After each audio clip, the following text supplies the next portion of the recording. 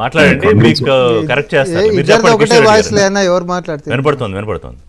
కాంగ్రెస్ వారే ఏదో ఆఖరి నిమిషం వరకు, ఆఖరి ఆయుష్ వరకు, చివరి శ్వాస వరకు బీఆర్ఎస్ కోసం ప్రయత్నం చేస్తారని. అసలు వాస్తవం మీకు తెలిసిందే సార్. ఇప్పుడు చివరి శ్వాస వరకు ఈ క్యాంపెయిన్ ఎట్లా నడిచిందో మీరు చూశారు కదా. లాస్ట్కి ముస్లింలు అంటే కాంగ్రెస్, కాంగ్రెస్ అంటే ముస్లింలు అని ముఖ్యమంత్రి గారే డైరెక్ట్గా మాట్లాడారు. రైట్. వారంతా కూడా కేవలం ఒక వర్గం కోసమే బతుకుతున్నట్లు, ఒక వర్గం కోసమే అధికారంలో ఉన్నట్లు, ఒక వర్గం కోసమే రాజకీయాల్లో ఉన్నట్టుగా మాట్లాడారు మొత్తం వచ్చి. అసలు నిజమేంటంటే ఆ వర్గం లేకపోతే వీళ్ళు అసలు లేనే లేరు. చూడండి, అమేఠీలో రాహుల్ గాంధీ గారు నిలబడితే ఓడిపోయారు కదా. అప్పుడు ఎక్కడ పోయారు? వాయనాడు పోయారు. ఎందుకు పోయారో మనందరికీ తెలుసు. ఒక వర్గం ఉంటేనే వాళ్ళు గెలుస్తారు అనేది వాళ్ళ అభిప్రాయము. అండ్ ఆ వర్గం కోసమే నిలబడుతున్నాం అనేది. ఈ రోజు నడిచేది జూబ్లీ హిల్స్ లో, ఈ రోజు నడిచేది ఒకటే ఒక పోటీ అండి. ఆ ముస్లిం ఓటు ఎవరి వైపు, బీఆర్ఎస్ కా కాంగ్రెస్ కా అనేది. మేము ఆ పోటీలో లేము, మేము ఓట్ బ్యాంక్ పాలిటిక్స్ లో లేము. రైట్. మేము ముస్లిం ఓట్ బ్యాంక్ యొక్క ఓటు ఎవరి వైపు అనేది బేసిక్ గా వీరిద్దరూ పోరాడుతున్నారు. అందుకనే కానీ బీజేపీకి ఓటు అయిపోతే హిందువులే కాదు అన్న స్థాయిలో బీజేపీ కూడా క్యాంపెయిన్ చేయలేదా? మాట్లాడలేదా? అట్లేమీ లేదు. హిందువులే కాదు అని మేము ఎప్పుడు అన్నాం? అయ్యో మీరు భలే ఉన్నారు. ఎప్పుడు హిందువులు అసలు ఓట్ బ్యాంక్ కాలేరండి. మీకు అదొక విషయం తెలిసిందే కదా.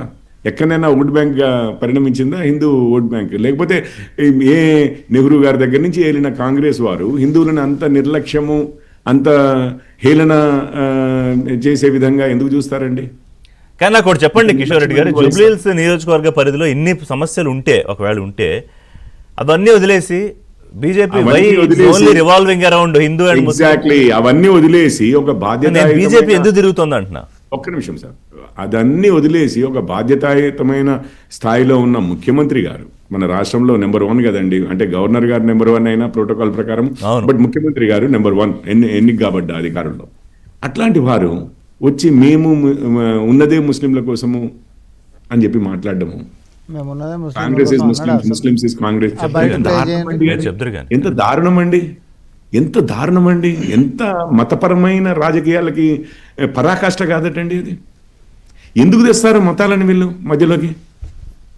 ఆ రోడ్లు బాగు చేసి ఉండుంటే ఆ రోడ్ల గురించి కానీ, లేకపోతే ఏమైనా ఇండ్లు కట్టించి ఉండుంటే ఆ ఇండ్ల గురించి కానీ, ఇంకేమైనా ఉపాధి కల్పించి ఉండుంటే జూబ్లీ హిల్స్ వాసులకి అదైనా కానీ, పెన్షన్లు ఏమైనా ఇచ్చిండుంటే అదైనా కానీ, మహిళలకు ఏమైనా సహాయం చేసి ఉంటే తులం బంగారమో, లేకపోతే స్కూటీలో, లేకపోతే 2500 ప్రతి నెలనో ఇచ్చిండుంటే వాటి గురించి కానీ, ఇవి కదా చెప్పాల్సింది. ఎందుకు వచ్చి కేవలం కబ్రస్థాన్లు మాత్రమే ఈసారి ఎందుకు డిబేట్? కాంగ్రెస్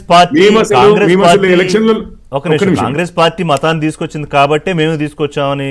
మేము అసలు ఎక్కడ మతాన్ని తీసుకురాలేదు, కానీ మతాన్ని తీసుకురావడం తప్పు అని చెప్పి దాన్ని ఖండించవలసిన అవసరం అయితే ఉంది కదా. వాస్తవాన్ని అయితే చెప్పాలి కదా. కాంగ్రెస్ వారు ఏదైనా చేస్తారు, మీరు ఎందుకు మాట్లాడతారు సార్ దానికి అంటారా? అది బీఆర్ఎస్ వారండి. ఒక్క నిమిషం, అది బీఆర్ఎస్ వారు మాట్లాడరు. ఎందుకంటే వారు కూడా అదే ఓట్ బ్యాంక్ కోసం చూస్తున్నారు. వాళ్ళిద్దరూ మీరు చూడండి, ఎవరు ఎంఐఎం వారికి చాకరీ చేయాలా, నెంబర్ 1 చాకరీ ఎవరు చేయాలా అని చెప్పి ఎవరికి దొరుకుతుందా ఆ పొజిషన్ అన్నదే చూసుకుంటున్నారు ఇద్దరు. వారు ఉన్నప్పుడు మీకు ఇప్పుడే మెట్రో గురించి మాట్లాడారు మిత్రులు ఇద్దరు. వారు ఉన్నప్పుడు మెట్రో ఓల్డ్ సిటీకి వెళ్ళలేదు, వీరున్నప్పుడు హైడ్రా ఓల్డ్ సిటీకి వెళ్ళదు. అసలు చెరువుకి వాటికి వీటికి ఇద్దరు కూడా అక్కడ పీఠం మీద ఓవైసీ బ్రదర్స్ని కూర్చోబెట్టి వాళ్ళ కాళ్ళు ఎవరు ఒత్తాలా, ఎవరు మసాజ్ చేయాలా అన్న దానికోసం పోటీ పడుతున్నట్టుగా కేటీఆర్ ఏమన్నారంటే, మనతో మాట్లాడుతూనే మనకి ఇచ్చిన ఇంటర్వ్యూలో, MIM plus Congress plus BJP ముగ్గురు మా మీద ఫైట్ చేస్తున్నారు, వీఆర్ ఫైటింగ్ విత్ 3 parties.